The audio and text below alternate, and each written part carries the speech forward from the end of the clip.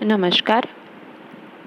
FY BCom semester 1 company law કંપનીનો કાયદો 1.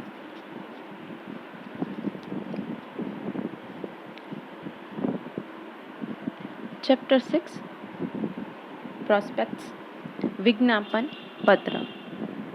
વિજ્ઞાપન પત્ર વિશે આપણે બધા જાણીએ જ છીએ, ઘણી બધી વખત આપણે વાત કરી છે.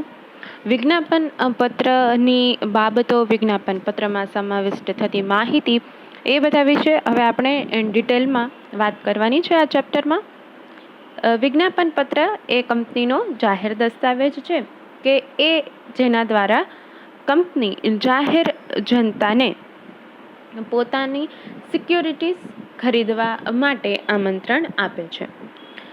તો વિજ્ઞાપન પત્ર એ કંપનીનો જાહેર જનતા સાથેનો વિશ્વાસપાત્ર વર્તાવ રજૂ કરતો એક ખૂબ જ અગત્યનો દસ્તાવેજ કહી શકાય.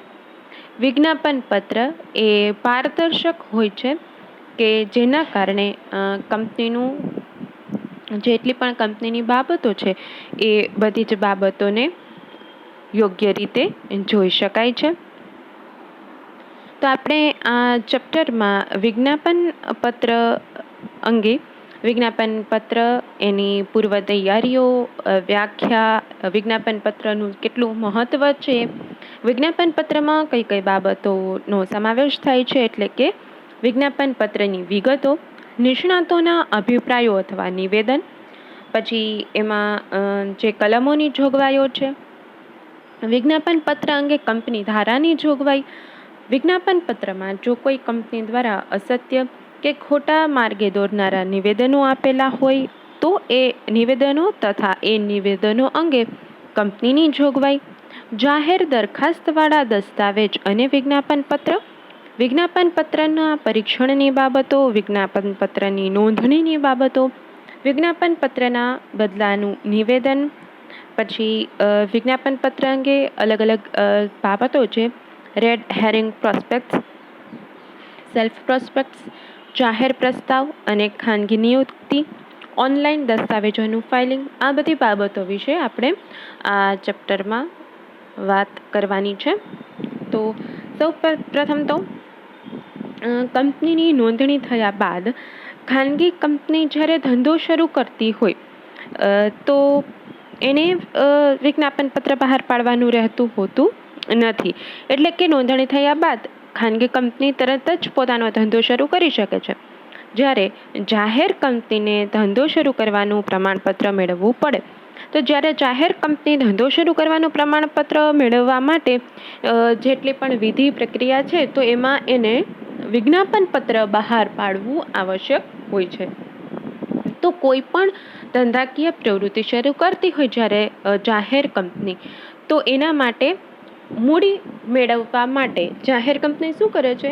જાહેર જનતા પાસેથી જાહેર જનતાને આમંત્રણ આપી જાહેર જનતાની મૂડી મેળવે છે, જેના કારણે થઈ અને કંપનીને મૂડી મળે છે અને જાહેર જનતાને એ પોતે જે મૂડીનું ઇન્વેસ્ટમેન્ટ કરે છે એના ઉપર ડિવિડન્ડના રૂપમાં નફો મળે છે. તો આ જે ધંધાકીય પ્રવૃત્તિ છે તેના માટે મૂડી અનિવાર્ય હોય અને ખાનગી કંપની પોતાના આંતરિક સ્ત્રોત હોય છે, આંતરિક બાબતો છે, એમાંથી પોતે પોતાની રીતે નાણાકીય વ્યવસ્થા કરી લે છે. અને જાહેર કંપની છે એ જાહેર જનતા પાસેથી પોતાના શેર કે ડિબેન્ચર કે અન્ય સિક્યોરિટીઝના મૂળમાં એ પોતે મૂડી મગાવતા હોય છે. તો એ જાહેર જનતા મોટા પ્રમાણમાં પોતે મૂડી પોતાની આપે છે કંપનીને, એટલે જાહેર કંપનીને ખૂબ વિપુલ પ્રમાણમાં મૂડી અવેલેબલ થઈ શકે છે. એટલે કે આ જે જાહેર કંપનીઓ છે, મૂડી સ્થાપકો છે, એને મોટા પ્રમાણમાં નાણાકીય વ્યવસ્થા મળી જાય છે. તો કંપનીને આ જાહેર જનતાને શેર ખરીદવા માટે આમંત્રણ આપવું પડે. એટલે કે જાહેર જનતાને આમંત્રણ આપતો જે દસ્તાવેજ છે એને વિજ્ઞાપન પત્ર કહેવામાં આવે છે. તો આ આમંત્રણ આપતો દસ્તાવેજ પત્ર એટલે કે વિજ્ઞાપન પત્ર હવે એ વિજ્ઞાપન પત્ર જાહેર કંપની છે એ ન્યૂઝપેપરમાં, સમાચાર પત્રમાં આપતા હોય અને એ દસ્તાવેજ જાહેર હોય છે, બધા જ વ્યક્તિઓ વાંચી શકે એ રીતે એ વિજ્ઞાપન પત્ર છે એ બહાર પાડવામાં આવે છે. એનું નામ જ વિજ્ઞાપન પત્ર છે, એટલે કે જાહેરાત આપતો દસ્તાવેજ, કે જેમાં કંપની પોતે કઈ રીતે મૂડી બહાર પાડે છે, કેવા પ્રકારના કરારો કરેલા છે, બાંહેધરી કરારો, અને કેટલી કિંમતના કેટલા શેર કંપનીએ બહાર પાડેલા છે, આ બધી જ બાબત વિજ્ઞાપન પત્રમાં એને દર્શાવવી પડશે. કેટલા દિવસ માટે વિજ્ઞાપન પત્ર ખુલ્લું રાખવામાં આવેલું છે, વિજ્ઞાપન પત્ર બહાર પાડવાની તારીખ, શેર અરજીઓ લેવાની તારીખ, શેર અરજીઓ બંધ કરવાની તારીખ, આ બધી જ બાબતો છે એ વ્યવસ્થિત રીતે વિજ્ઞાપન પત્રમાં લખાયેલી હોવી જોઈએ. આ બધી જ બાબત એમાં લખેલી હોવી જોશે. તો વિજ્ઞાપન પત્ર એ કંપનીના શેર, ડિબેન્ચર ભરી આપવા કે ખરીદવા અથવા તો જાહેર થાપણોનો સ્વીકાર કરવા માટે જાહેર જનતાને આમંત્રણ આપતો પત્ર એટલે કે વિજ્ઞાપન પત્ર. અને વિજ્ઞાપન પત્ર બહાર પાડેલ હોય તો એની પ્રસિદ્ધ કરેલ નોટિસ, પરિપત્ર, જાહેર ખબર કે અન્ય દસ્તાવેજ કોઈ પણ સ્વરૂપમાં એ વિજ્ઞાપન પત્ર હોઈ શકે.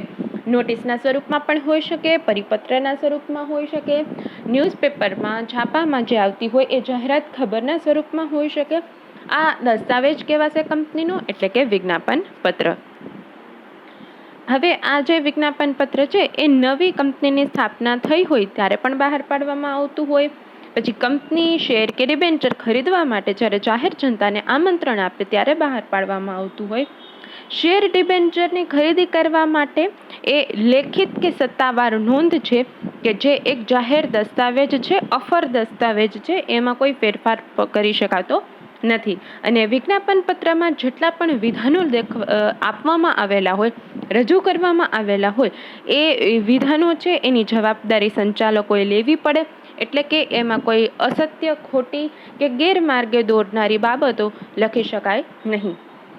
અને એ જ્યારે જાહેર જનતાને જાહેર થાપણો સ્વીકારવા માટેનો એ દસ્તાવેજ છે, એટલે કે કંપનીનો સાચો ખ્યાલ, સાચી સ્થિતિ એમાં લખવી આવશ્યક છે. કારણ કે જાહેર જનતા પોતાની મૂડીનું એમાં ઇન્વેસ્ટમેન્ટ કરતી હોય છે. તો એના કારણે જે પણ કોઈ બાબતો છે એ બધી સત્ય હોવી જોઈએ. કંપનીની સ્થિતિનો સાચો ખ્યાલ એમાં દર્શાવવો આવશ્યક બને છે. તો વિજ્ઞાપન પત્રમાં બાબતો અને આપણે વાત કરી.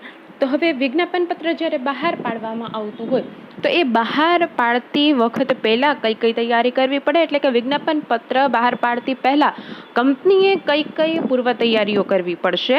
તો પહેલાં તો પ્રાથમિક કરારો, એટલે કે કંપની શરૂ કરતી વખતે જે શરૂઆતના કરારો કરેલા હોય, કોન્ટ્રાક્ટ્સ કરેલા હોય, એ નિષ્ણાતો અલગ અલગ કામ કરવા માટે નિષ્ણાતોની નિમણૂક કરવી પડતી હોય.